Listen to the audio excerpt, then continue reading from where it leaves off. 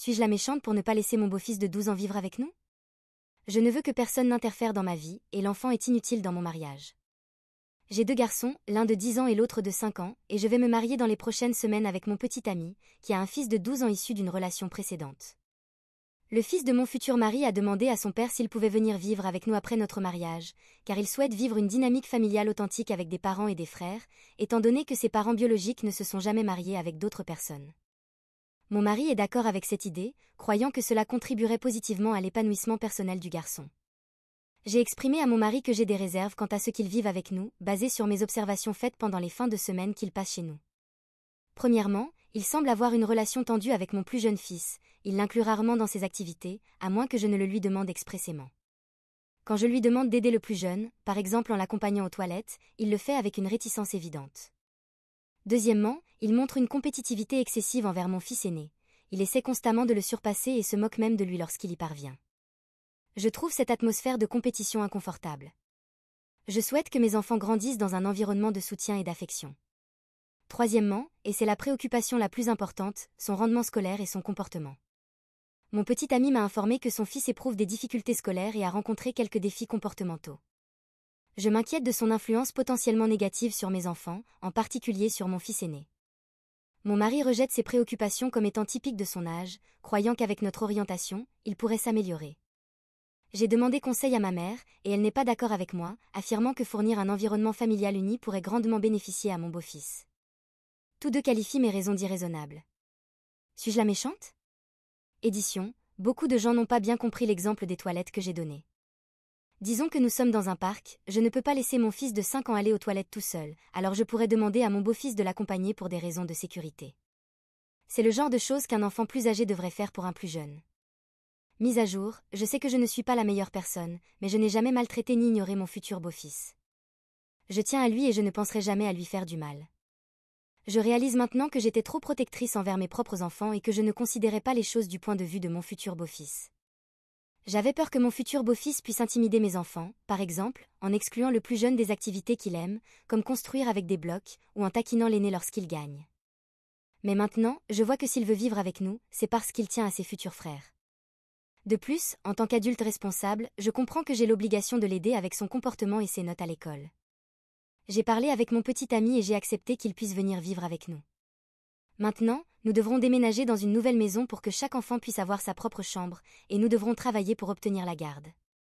Commentaire pertinent, information sur la mère du beau-fils. Malheureusement, mon beau-fils est le résultat d'une relation d'une nuit, pas d'un mariage. Mon fiancé a dit qu'il avait même essayé d'avoir une relation plus sérieuse avec elle, mais elle a refusé. Elle a toujours eu la garde de l'enfant et ne s'est jamais mariée. C'est juste elle et l'enfant. Je travaille à distance, donc même si j'ai des obligations professionnelles, je serai celle qui apportera le plus d'aide aux enfants.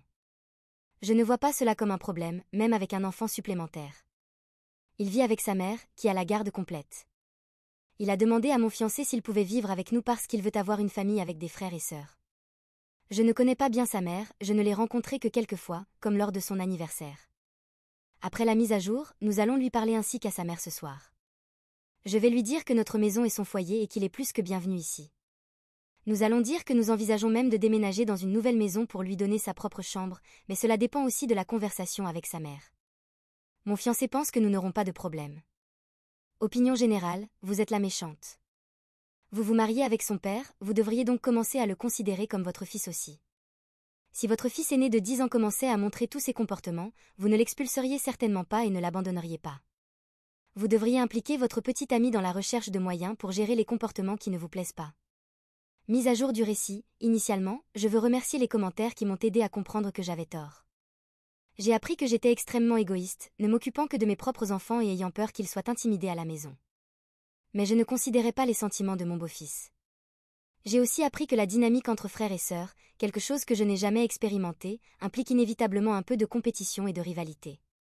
J'étais tellement concentrée sur moi-même et mes enfants que je ne pouvais pas voir que, s'il veut vivre avec nous, c'est évidemment parce qu'il se soucie de nous, surtout de l'idée d'avoir des frères. Alors j'espère que nous travaillerons ensemble pour construire une bonne dynamique dans notre maison. J'ai parlé avec mon fiancé et je lui ai même montré ce récit, et je lui ai dit que je suis d'accord pour que notre beau-fils vive avec nous et que j'avais tort à propos de mes réserves concernant le garçon.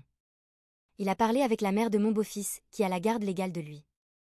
Je n'ai pas participé à la conversation car je comprends que c'est un moment pour les parents biologiques. Bien qu'elle ait été réticente, après avoir entendu son propre fils dire qu'il voulait vivre avec nous, elle a accepté de parvenir à un accord où il passera une quantité significative de temps avec nous. Mon fiancé et la mère de l'enfant devront encore discuter des détails. Après cela, mon fiancé et moi avons emmené mon beau-fils manger son plat préféré et avons discuté. Je lui ai dit que nous sommes heureux de l'avoir comme nouveau membre de notre maison, que nous allons chercher une nouvelle maison pour mieux accueillir la famille maintenant que nous serons 5, et qu'il pourra avoir sa propre chambre. Il était très heureux.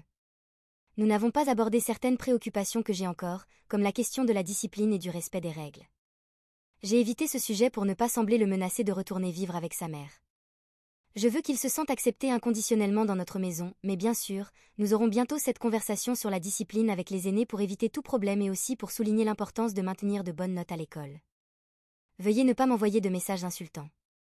J'ai reçu des dizaines de messages offensants, et cela n'aide personne. J'ai aussi reçu des messages de soutien avec des conseils, et j'apprécie ces messages. Internet et cette communauté n'ont pas besoin d'être un endroit de haine. Commentaire pertinent, vous devez discuter de la discipline dès que possible pour être sur la même longueur d'onde, je suis consciente de cela. Ce sujet a toujours été l'un des points clés pour moi. J'ai toujours cru que, lorsqu'un enfant est discipliné par un beau-parent, il peut percevoir cela comme injuste, ce qui peut affecter significativement la relation entre l'enfant et le beau-parent. Cependant, nous avons discuté de la création d'une liste de règles et des conséquences correspondantes pour chaque règle enfreinte, donc j'espère que personne ne se sentira traité de manière injuste si quelque chose qui ne figure pas sur la liste survient. Dans ce cas, la décision devra être conjointe entre mon fiancé et moi. Position de l'auteur, j'ai toujours dit à mon fiancé que, si mon beau-fils venait vivre avec nous, ce serait pour le reste de nos vies, car mon beau-fils n'est pas un objet que nous pouvons renvoyer. Pour une raison quelconque, j'ai toujours eu cela très clair.